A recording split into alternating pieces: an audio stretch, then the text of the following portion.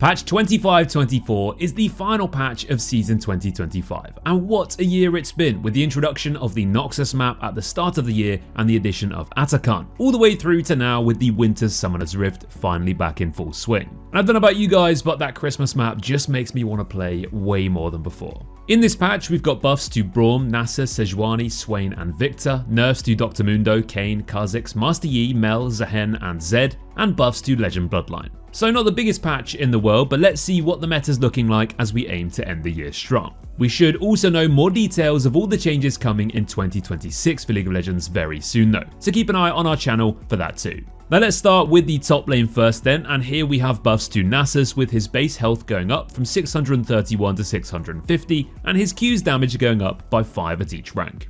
Overall, nothing groundbreaking that's really going to make him super broken, but a little bit of love is always nice for you Nasus mains. Zehen is also getting some nerfs this patch too, but we actually don't know what the specifics are just yet, and we'll know more when the patch notes drop. We are going to keep him in the S tier for now though, and see what those changes are and how much they hit him. As soon as he was released, he's shown just how powerful he can be. And with around a 60% ban rate in the last few weeks, players are definitely recognizing just how strong he is. So in the top lane S tier, we have Aatrox, Darius, Fiora, Aurelia, Jax, Malphite, Riven, and Zehen. Riven is still dominating a ton of higher ranked lobbies, and Malphite's seeing a lot more play now that he has so many more favourable matchups. The A tier is also jam-packed full of popular picks like Set, Ambessa, and Dr. Mundo. Into the jungle next then, and last patch we saw a bunch of off-meta picks get buffs to help their clear, so let's quickly take a look at how they're doing so far. Aatrox and Malphite are the two picks out of all of them which are seeing the best results and the most play, with both of these champions now being added to our A tier in the jungle. Ambessa, Fizz, Riven, Sion, and Dawn are seeing more play here too, but they haven't quite settled in as well as the others. Cho'Gath is also one to watch out for here too though. Skarner's buffs last patch have again helped him out a little bit, but he's still not quite what he once was just yet, despite getting buffs in back-to-back patches. For this patch though, we've got some nerfs to jungle Dr. Mundo, who's been clapping and slapping his way through teams one-shotting carries with just a few clicks. His Q's max HP monster cap is getting nerfed this week. Kayn and Kha'Zix also both received nerfs this week. Kayn is getting his Shadow Assassin passive damage amp nerfed, and Kha'Zix's W's base damage comes down as well. Master Yi also gets a nerf to his base HP and AD growth, and Zed's passive monster mod gets hit too.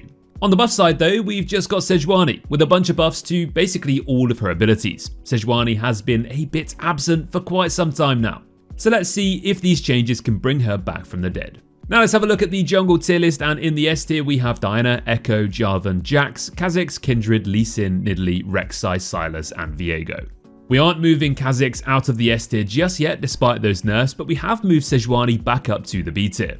Sylas is getting picked or banned in an insane amount of games in various different roles, and despite his jungle clear not being the best of the bunch, he is just destroying lobbies from the jungle with his ability to skirmish and snowball ridiculously hard. Moving into the mid lane next then, and here we have more buffs to Swain as well as Victor and some more nerfs to Mel. Mel has just been terrorizing games recently, and with a whopping 48% ban rate, she's been a bit of a balancing nightmare. This patch, Riot are nerfing her E's hit damage, its mana cost, its dot DPS, and the dot linger duration too. So it seems like they think that her E is the biggest part of the problem. Now it might take a while to get the balancing around Mel right, but for now let's see how much difference these changes make. We're placing her in the A tier for this patch, but check back after a few days to see how she plays out. Now despite Swain's buffs last patch, he's still not really being played, so he's back once again in the patch notes with a buff to his passive heal. Instead of being 3 to 6% based on level, now it's just a flat 6% from the start. Now Swain really isn't a bad pick, but he's just not very popular at all. And despite his surprising stats, he's struggling to win players over. Victor gets a little buff this patch too to his Q shield, and although statistically he hasn't been the most impressive for a while, he's still been very popular and been one of the most played mid lane picks for most of this year. This little buff should help him out, and we're going to keep him in the A tier for the time being. So in the mid lane S tier we have Ahri, Akshan, Diana, Katarina, Orianna, Kiana, Sylas, Syndra, and Zed. Ahri's buffs last patch have cemented her place here in the top tier as she continues to be one of the most played champions in the game in this role. The A tier has plenty of other fantastic choices too, like LeBlanc, Vlad, Yasuo, Aurelion Sol, and Zoe, so lots of choice to end the season on a high. Into the bot lane next then, and let's see how the AD carries are shaping up. Now, we don't have any changes in this role this patch, but we can still have a quick look at what the meta looks like. In the S tier, we have Ashe, Jinx, and Miss Fortune. Ashe and Jinx both survived their nerfs last patch, and Miss Fortune's buffs bring her back up to the top. In the A tier, we have Aphelios, Draven, Ezreal, Jhin, Kai'Sa, Lucian, Smolder, Tristana, Vayne, Xayah, Yasuo, Yunara, and Zeri. So let's talk about Miss Fortune first then, and with a champion who was already performing pretty well, the buffs last week have sent her back to being one of the most popular and strongest AD carries in the game. Now, she might not be an attack moving space guarding hyper carry, but with her burst, AoE damage, and ability to bully lanes and snowball crazy quickly, she's a great pick to go for to climb with before you run out of time. Jhin's buffs last patch have really given him the boost that he so desperately needed. Just a bit of movement speed and some extra damage was all it took to bring him back into contention again, and now he's a solid A tier pick you can play in a lot of games. He still has those issues of struggling into certain drafts, but generally speaking you can always just sit back and contribute in most matchups. Tristana's minor buffs to her AD growth have also made a positive impact, and for an AD carry that has had a pretty strong season overall by her standards, did fall off a bit in recent patches, but now she's back and proving you don't want to forget about her. She can snowball surprisingly quickly and scales very well too. She has a nice balance of burst and DPS, and also makes light work of structures, which to be honest is one of her more underappreciated parts of her kit.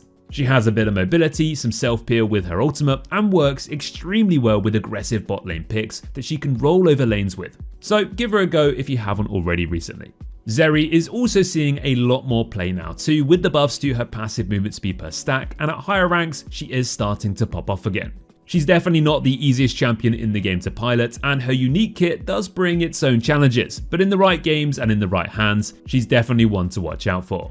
Finally, let's round it all off with the support role then, and here we only have one champion affected, with Braum getting some buffs to his base health and passive post-stun bonus damage too. I don't know about you guys, but I just love having a Braum on my team, especially alongside champions who can proc and abuse his passive to its best potential. He's had a fairly quiet period recently, but just a few months ago was up there in the S tier. He's consistent, defensive, and can be oppressive in the right matchups and with the right carries. And now that Miss Fortune is back in the meta, this makes him even more desirable with his ability to completely shut her down with his E. We of course have to talk about Bard too though, who's having an amazing end to this season. There really is not many other support picks that have the ability to create plays like he can. He's a playmaking demon and an absolute ton of fun to play, and as long as you can really utilize his kit, you'll see some fantastic results. If you're looking for the best all-round support to end the season strong though, Nami is without doubt one of the best and most versatile picks in the game, instantly slotting into any team comp with ease and just showing how much she has to offer. Having a good Nami by your side or playing her yourself just makes games feel so much smoother. So if you do enjoy playing her, there really is not many better. So in the S tier for support, we have Bard, Blitzcrank, Janna, Karma, Melio, Nami, Sona, and Thresh. Let us know in the comments below which champion you've mained the most so far this year. My most played support is Thresh, as those hooks and lanterns just never get old.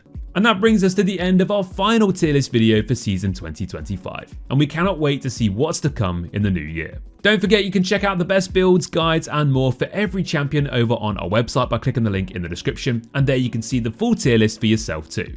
Thanks for watching guys, we'll catch you all in the next one, and as always, take care.